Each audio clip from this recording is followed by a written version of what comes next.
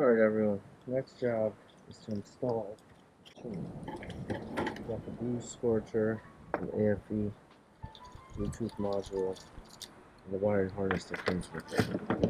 You need to tap into this T-map sensor and map sensor all the way in the back by the firewall. The module is supposed to go somewhere out here. I'm going to try and see if I could bring it into the firewall, mounted just under the glove box. So I took the battery out to gain access to have a little more space over there. I'll try and fish this in there. Or I could have probably done it on the passenger on the driver's side as well. But I'm going to see what works better. Try and tuck away these wires, make sure I have enough length to do what I would like to do with the routing. Alright. That's it. So this is what the kit looks like with the wires all laid out, and as you can see the wires are very short. Even the length between the two sensors are a little bit too short, and there's no way that you could possibly burn that unit and keep it inside the cabin, so it has to be somewhere under the hood. So you'll see where I decided to mount it later on. Okay, so one of the first sensors we need to use is T-map. So the way this works is pretty much you unplug the factory connector.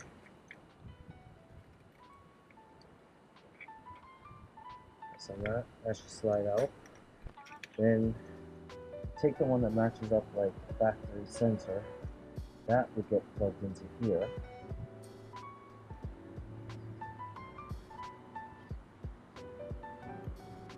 It should look exactly the same as that. It clicks. Right. Let's try to undo it again if you're not sure. Hit a nice click. Now this goes to the unit. This actually gets plugged back into this sensor. Yeah, nice click. So this will just remain here. And we'll do the same in the back.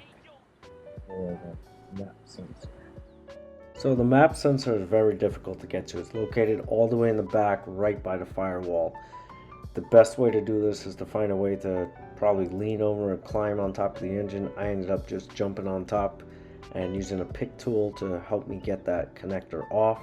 And then once you're in there, space is very limited, so be very careful. Make sure you don't drop anything in there. All right, so here's my final wiring.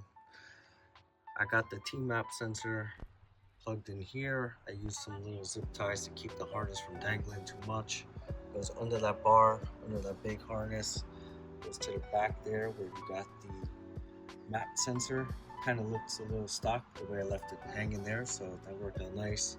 Zip tied it to that harness, came around, another zip tie here, went under that existing hose, and then it comes out to the back here. Kind of zip tied the extra slack. A tiny little grommet, I use that to push in the wire to the remote unit so you could control it from in the car. So we'll see where I finally end up to hide that away. So I'm gonna end up mounting this little controller somewhere here, hide it underneath the foot pedal area. So since I ran my wire on the passenger side, I just pushed the snake through the other side. I'm just going to pull this through and then connect it to the cable. So I should definitely have enough room to do that. Hey, yo!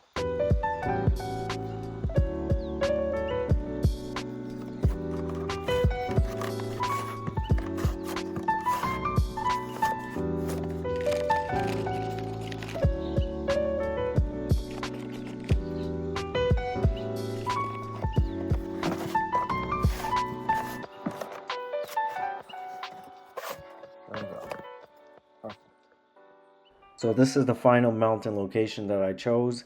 I just used a double-sided tape and I was able to fit it nicely on top of that white plastic. You just got to be careful that your foot doesn't accidentally press the button and cause it to change into a different mode.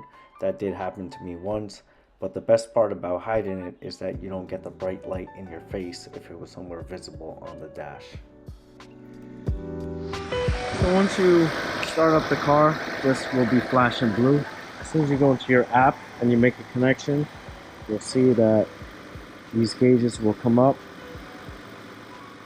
So right now that's stock map. You can go to Sport, Sport Plus, or Race. We're back to stock. And that's it for the install. It's pretty simple.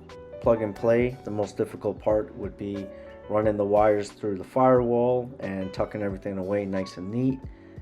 But overall, pretty simple, not very time consuming at all. And you have the option to use a Bluetooth app, or you could use the remote to change into different modes. So once I get some more miles on this, I'm going to play around with it some more and post up some videos on my initial reactions and kind of do some comparisons to show the difference between each mode. So let me know what you guys think, and like always, please make sure you like, comment, share, subscribe, and let me know what other type of videos you'd like to see. Thanks everyone.